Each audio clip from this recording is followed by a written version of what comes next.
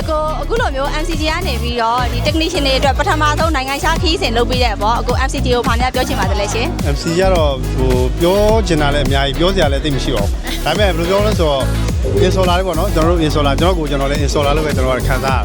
တယ် installer တွေကပုံမှန်အဖြစ်ဆိုလို့ရှိရင်တော့ installer နဲ့နိုင်ငံခြားခီးစဉ်ဆိုတာနည်းနည်းလေးဝေးတယ်ပေါ့အဲ့ဘာပြော MCG ကကျွန်တော်တို့ installer တွေပုံမှန်အသိမှတ်ပြုပြီးတော့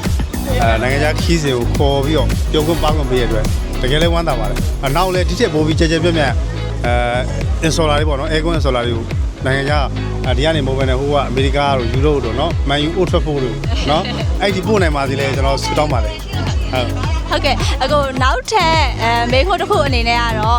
ဒီပထမဆုံး technician overseas trip မှာအကိုရဲ့ပါဝင်တဲ့ technician ပေါင်းကအယောက်200ကျော်ရှိတယ်22ယောက်ဟုတ်တယ်အကိုအဲ့တော့အခုအနေနဲ့အခုလိုမျိုးဝါသနာတူညီအကိုတွေနဲ့အတူတူစုံတွေ့ရတော့ဘယ်လိုခံစားရလဲဆိုတာလေးပြောပြပါဦးရှင်ဆိုတော့ပေါ့ဗျာကျွန်တော်ကအဓိကတော့ကိုက technician ဖြစ်တဲ့အတွက်ရန်ကုန်မှာဆိုတော့မှကျွန်တော်တို့က MC ရက်လုပ်တဲ့ပွဲတွေဆိုရင်တော့ဒီလာပွဲတွေပါဆိုတော့ technician ပွဲကိုတော့တက်ချင်တယ်အခုတော့ကိုကြီးကိုတွေတကယ် aircon installer တွေ technician တွေနဲ့ပြောပါတွေ့ရတာဆိုရင်မချင်းလဲနီးတယ်ဗျာပြောစရာလဲကောင်းတယ်နော်အဲ့ကျွန်တော်တို့ဒီမှာရင်တော့ဟိုမှန်တကယ်တော့ရန်ကုန်မှာဆိုလဲတယောက်တွေ့ကြတာပေါ့ဒါပေမဲ့ဘစုတူဝေးတဲ့တနေရာထဲမှာတွေ့ရတာတော့တကယ်ပြောစရာလဲကောင်းတယ်ဝမ်းသာစရာလဲကောင်းတော့ဗျာနောက်ကြလဲခဏနော်2လတစ်ကြိမ်တော့ခေါ်နိုင်ပါသေးလို့MC ရလည်းလုပ်ပေးမယ်ထင်ပါတယ်ဟုတ်ကဲ့အကိုကျေးဇူးပေးပါမယ်ရှင်ကျေးဇူးပါ